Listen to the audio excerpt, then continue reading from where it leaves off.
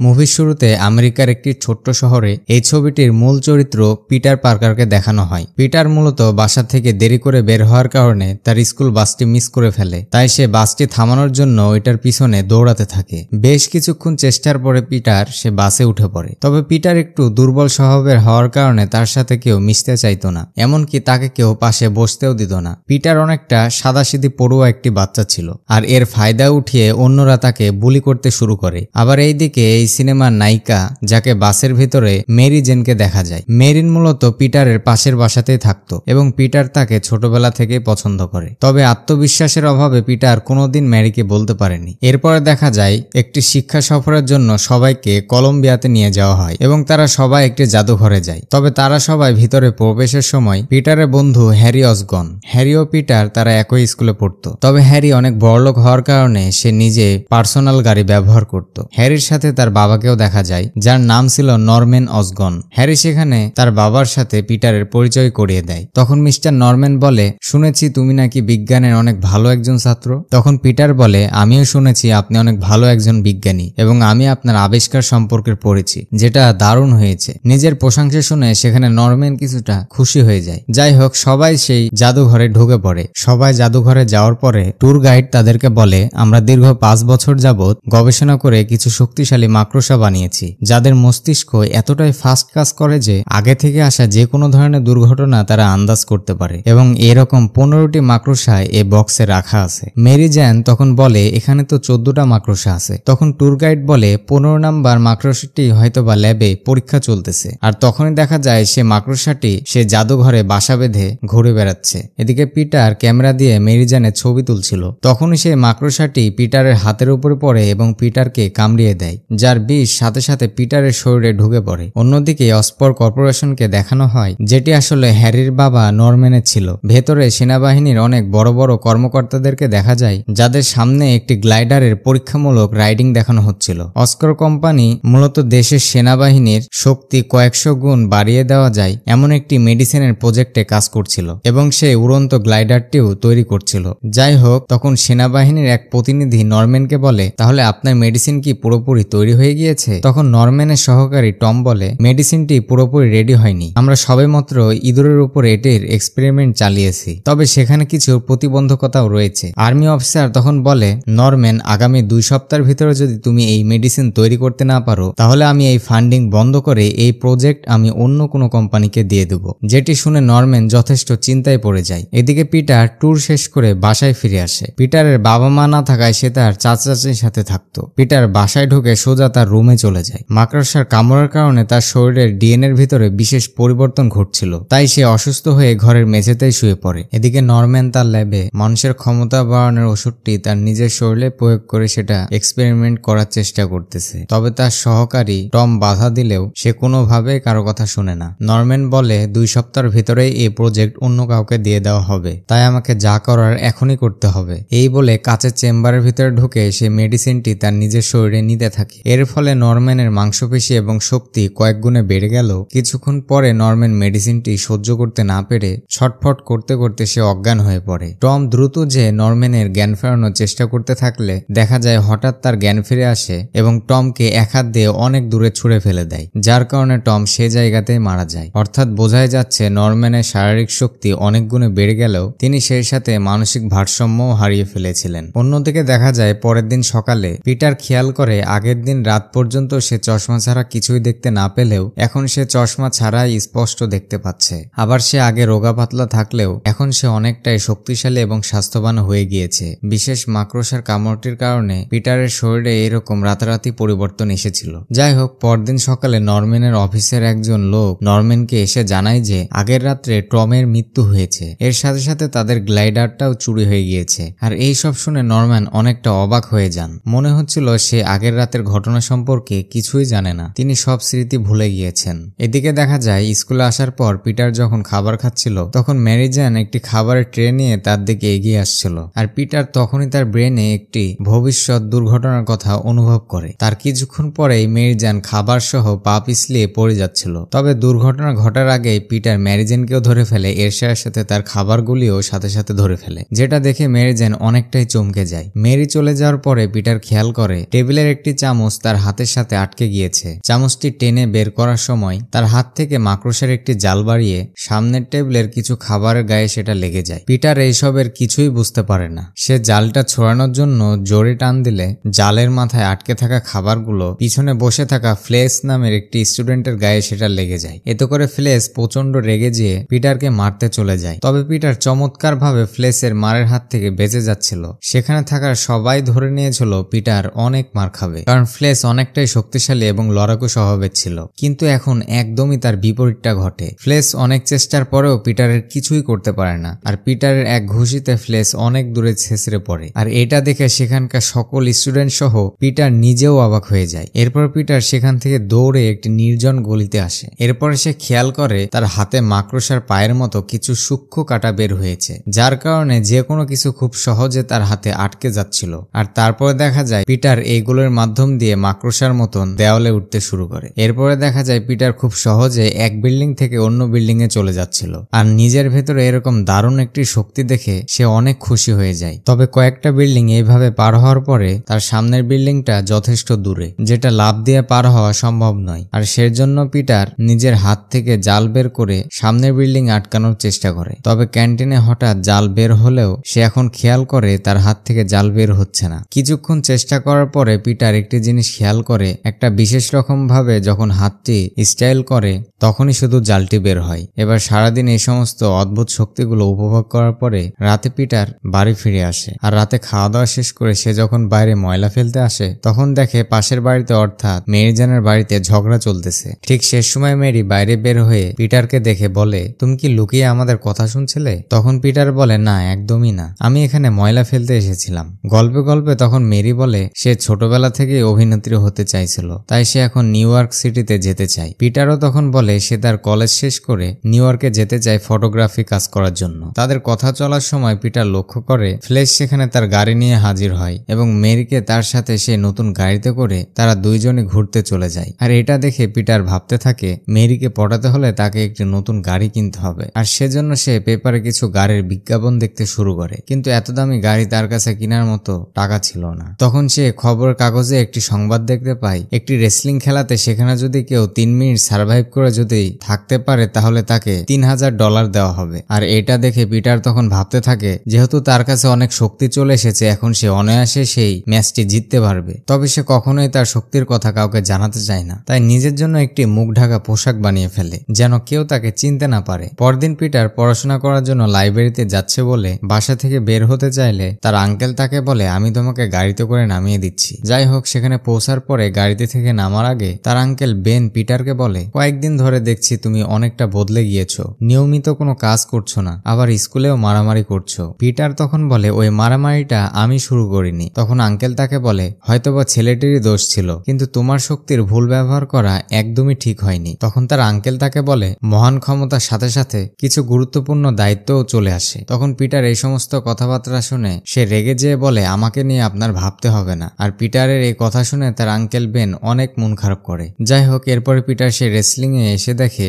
সেখানে থাকা বনসন নামে একটি ফাইটার তার প্রত্যেকটি প্রতিদ্বন্দ্বীকে হারিয়ে দিচ্ছে। তার মানে বোঝাই যাচ্ছে এই বডি বিল্ডারের সামনে 3 মিনিট সার্ভাইভ করা অনেকটাই অকল্পনীয়। এরপরেও পিটার তার সেই ড্রেসটি পরে স্টেজে চলে আসে। এবার পিটার ও তার ভেতরে মারামারি করা শুরু হয়। লড়াই শুরু হওয়ার সাথে সাথে পিটার অনেক বাজেভাবে মার খাওয়া শুরু করে। তবে অল্প কিছুক্ষণের মধ্যেই পিটার তার সম্পূর্ণ শক্তি প্রয়োগ করে সে বডি বিল্ডারকে একদমই হারিয়ে দেয়। ম্যাচ শেষে সে প্রোগ্রামের ম্যানেজার পিটারের হাতে $100 দিয়ে তাকে চলে যেতে বলে। পিটার তখন বলে, জিতে গেলে তো $3000 দেওয়ার কথা ছিল। ম্যানেজার তখন বলে, সার্ভাইভ করার কথা ছিল 3 মিনিট, কিন্তু তুমি 2 মিনিটে খেলা শেষ করে দিয়েছো। পিটার তখন অনুরোধ করে বলে, টাকাটা আমার খুবই প্রয়োজন। ম্যানেজার তখন বলে, তোমার প্রয়োজন নিয়ে আমার কোনো যায় আসে না। পিটার তাই নিরাশ হয়ে বেরিয়ে আসে। তবে পিটার সেখান থেকে চলে আসার সাথে সাথে সেখানে একটি চোর সে ম্যানেজারকে বন্দুক দেখিয়ে সব টাকা নিয়ে সেখান থেকে পালিয়ে যায়। আর ম্যানেজার তার পিছনে ছুটতে থাকে তাকে আটকানোর জন্য। পিটার চাইলে খুব সহজেই সে চোরটিকে ধরতে পারত, কারণ সে পিটারের সামনে দিয়েই যাচ্ছিল। তবে সে এটি করে না, তাই চোরটি পালিয়ে যায়। ম্যানেজার তখন বলে, তুমি এটা কেন করলে? চোরকে আটকালে না কেন? তখন পিটার বলে, এটা তোমার সমস্যা, এতে আমার কোনো আসে যায় না। ম্যানেজারের থেকে খুব ভালোভাবে পিটার বদলা নেওয়াতে পিটার মনে মনে একটু খুশি হয়। যাই হোক, কিছুক্ষণ পরে পিটার একটি জিনিস লক্ষ্য করে তার আঙ্কেল অনেক গুরুতর আহত হয়ে সে রাস্তার পাশে পড়ে আছে। আর পুলিশ তাকে জানায় একটি চোর তার আঙ্কেলকে গুলি করে তার গাড়িটি নিয়ে পালিয়ে গিয়েছে। আর পিটারের চোখের সামনেই তার আঙ্কেল বেন সেখানে মারা যায়। আর এতে করে পিটার কান্নায় একদম ভেঙে পড়ে। এরপরে পিটার পুলিশের কাছ থেকে লোকেশন নিয়ে ওই চোরটির পিছু করে। তার সুপার পাওয়ার ব্যবহার করে সে খুব শীঘ্রই সেই চোরের কাছে পৌঁছে যায়। তবে চোরটি গাড়ি থেকে বের হয়ে সে একটি অন্ধকার বিল্ডিং এর ভিতরে ঢুকে পড়ে। পুলিশের আগেই পিটার সে চোরের কাছে পৌঁছে যায় আর চোরকে খুব মারধর করে এবং বলে আমার আঙ্কেলকে কেন মেরেছো। তবে তখনই হঠাৎ আলোতে পিটার চোরের মুখটি দেখে একদম অবাক হয়ে যায়, কারণ এই চোরটি সেই চোর যে পিটারের সামনে ম্যানেজারের টাকা নিয়ে পালিয়েছে। আর এটা দেখে পিটার মনে মনে ভাবতে থাকে তার আঙ্কেলের মৃত্যুর জন্য সে নিজেই দায়ী, কেননা সে যদি সেই চোরকে তখন আটকাতো তাহলে হয়তোবা তার আঙ্কেলের আজকে কিছুই হইতো না। এরপরে চোরটা পিটারকে দেখে পিছনে সরতে যে একটি পাইপে বেঁধে জানালা ভেঙে নিচে পড়ে যায় এবং সে সেখানেই মারা যায়। আর পুলিশ পৌঁছানোর আগে পিটার সেখান থেকে পালিয়ে যায়। আর এই পুরো ঘটনার জন্য পিটারের অনেক মন খারাপ ছিল, তাই সে একা একটি বড় বিল্ডিং এর চূড়ায় উঠে বসেছিল।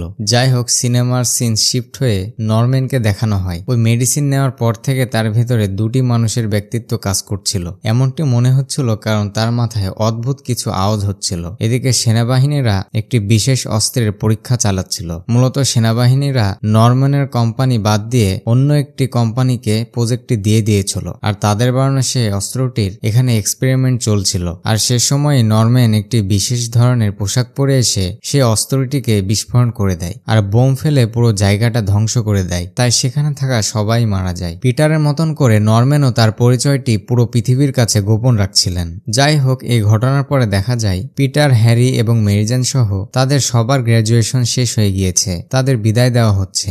অনুষ্ঠান শেষে পিটার একা বসে বাসায় কাঁদতে থাকে, কারণ সে তার আঙ্কেলকে অনেক মিস করছিল। সে আফসোস করতে থাকে যে শেষবার যখন তার আঙ্কেল তার সামনে জীবিত থাকে তখন সে অনেক খারাপ ব্যবহার করে। পিটারের আরো মনে পড়ে শেষবার তার আঙ্কেল তাকে বলেছিল মহান শক্তির সাথে সাথে মহৎ দায়িত্বও চলে আসে। তাই তার আঙ্কেলের স্মরণে সে সিদ্ধান্ত নেয় আজ থেকে তার এই বিশেষ শক্তি ব্যবহার করে মানুষকে সাহায্য করবে। ঠিক তার পর থেকে তার সেই পোশাকটি পরে সে শহরে সকল অপরাধ ও অপরাধীদের বিরুদ্ধে লড়াই করতে শুরু করে। আর সে নিজের পরিচয় গোপন রেখে পুরো শহরের সামনে সে নিজেকে স্পাইডারম্যান হিসেবে পরিচিতি দেয়। আর তার এই সমস্ত কাজের জন্য সে পুরো শহরে অনেক জনপ্রিয় হয়ে ওঠে। আর শহরের বেশিরভাগ মানুষ তার এই কাজগুলো প্রশংসা করছিল। তবে ঠিক বিপরীত দিকে যারা স্পাইডারম্যানকে লাইক করত না, যাদের ভেতরে একজন ছিল স্থানীয় পত্রিকার ডেইলি বাগেলের মালিক মিস্টার জেমিসন। তিনি যে কোনো মূল্যে স্পাইডারম্যানকে অপরাধী প্রমাণ করতে চাইতেন। তাই স্পাইডারম্যান সম্পর্কে তার পত্রিকা নিউজ ছাপাতে বেশ কিছু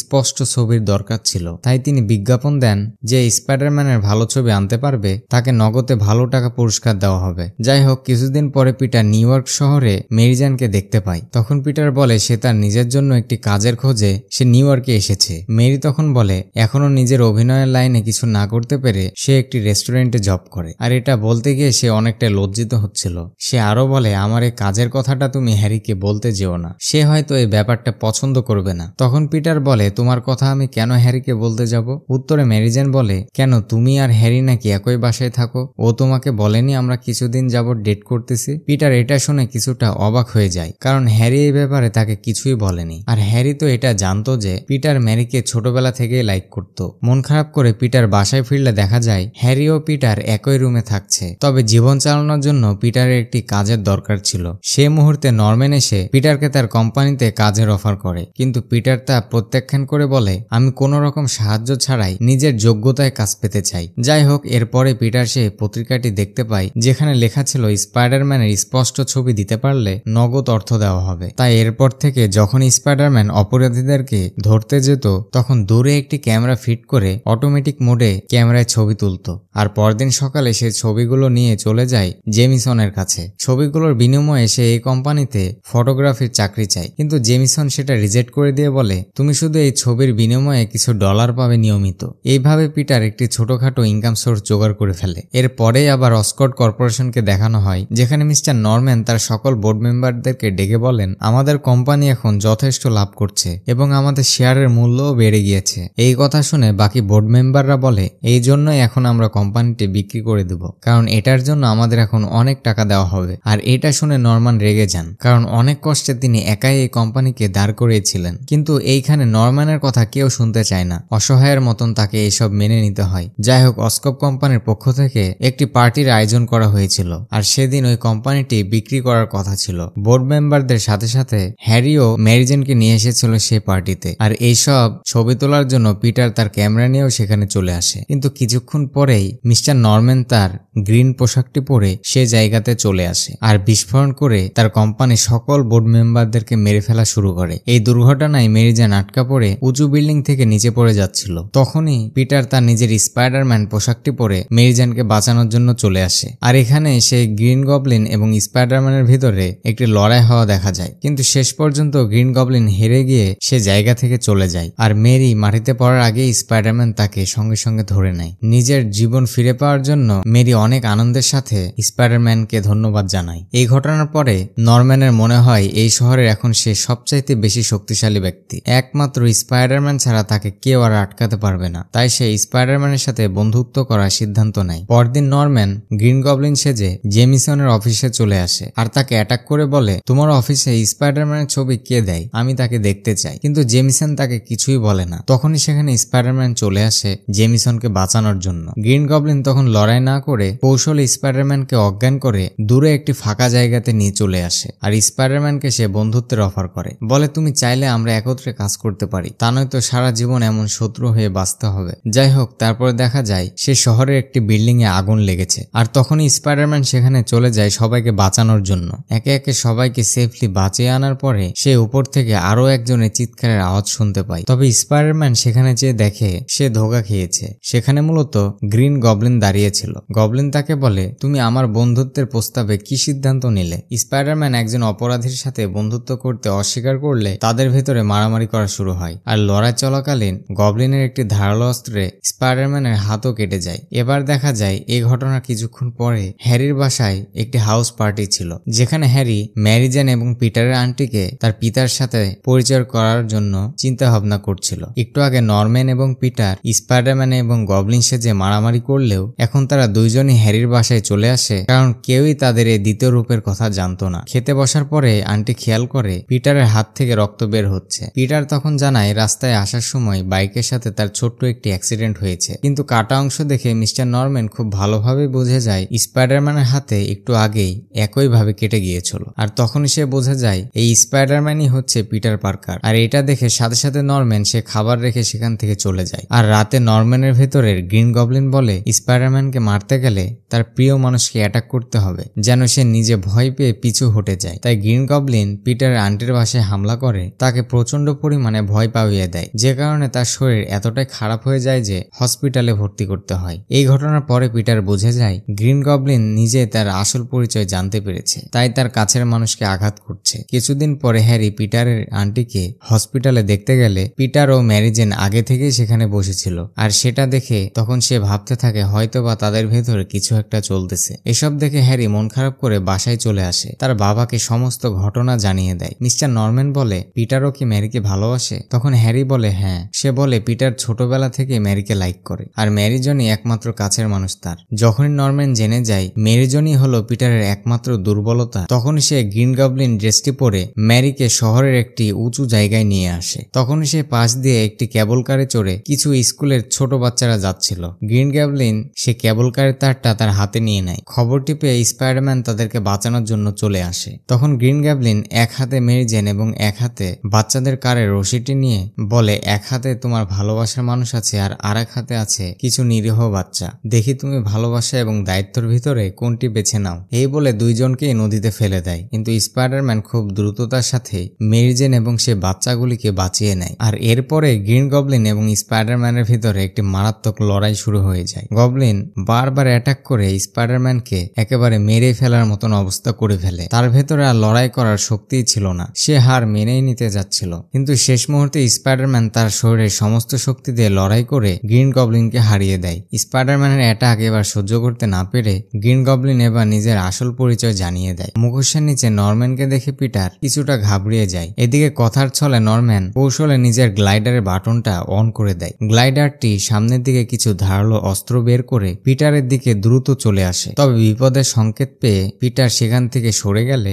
গ্লাইডারটি নরম্যানের শরীরেই ঢুকে যায়। পিটারকে মারতে যেয়ে নরম্যান নিজেই সেখানে মারা যায়। মারা যাওয়ার আগে নরম্যান বলে, আমার এই গ্রিন গবলিনের রহস্যটি তুমি কখনোই হ্যারিকে বলো না। তাই নরম্যানের শেষ ইচ্ছাটি কথাটি পূরণ করতে পিটার রাতের অন্ধকারে নরম্যানের লাশটা হ্যারির বাসায় রাখতে যায়। তবে সে সময় হ্যারি এই অবস্থায় তাকে দেখে ফেলে এবং মনে মনে ভাবে স্পাইডারম্যান তার বাবাকে মেরে ফেলেছে। এরপরে সিনেমার দৃশ্য চেঞ্জ হয়ে দেখা যায় পরদিন নরম্যানের ফিউনারেল হচ্ছে। তখন হ্যারি পিটারকে বলে, আমার বাবা মারা যায়নি, স্পাইডারম্যান তাকে মেরে ফেলেছে, আমি যে করেই হোক একদিন এটার প্রতিশোধ নেব। পিটার ভাবে ও যতই ভালো কাজ করুক না কেন এর জন্য তার কাছের মানুষগুলোকে বিপদে থাকতে হবে। এর জন্য সে ঠিক করে সে সারা জীবনের জন্য তার পরিচয় গোপন রাখবে। এরপরে মেরিজান বলে, আমি জানতে পেরেছি তুমি ছোটবেলা থেকেই আমাকে পছন্দ করতে, তবে সাহস করে বলতে পারোনি। তবে তুমি আমার অনেক খারাপ সময়ে পাশে ছিলে। এই কয়েকদিন আমি তোমার পাশে থেকে আমিও তোমাকে ভালোবেসে ফেলেছি। এ কথা শুনে পিটার মনে মনে অনেক খুশি হলেও মেরিজানের সুরক্ষার কারণে সে সত্যি কথাটি না বলেই সে বলে, বন্ধু হিসাবে সবসময় আমি তোমার পাশে থাকবো, তোমার খেয়াল রাখবো, তবে কখনোই ভালোবাসতে পারবো না। এই কথাগুলি বলে পিটার সেখান থেকে চলে আসে। ম্যারির সুরক্ষার জন্য তার জীবনের একমাত্র ভালোবাসার মানুষটিকেও সে স্যাক্রিফাইস করে সেখান থেকে চলে আসে। আর শেষ মুহূর্তে তার আঙ্কেলের সে কথাগুলি মনে পড়ে যায় যে মহান শক্তির সাথে সাথে কিছু মহান দায়িত্বও চলে আসে। আর এখানে স্পাইডারম্যান মুভিটি শেষ হয়ে যায়। তো বন্ধুরা, স্পাইডারম্যান সিরিজের মোট 8টি পর্ব আছে, সুতরাং বাকি পর্বগুলি আপনারা দেখতে চান কিনা তা অবশ্যই কমেন্ট বক্সে জানাবেন। সেই সাথে আজকে প্রথম যারা আমাদের চ্যানেলটির ভিডিও দেখছেন তারা এই চ্যানেলটি সাবস্ক্রাইব করে বেল বাটনটি অন করে দেন।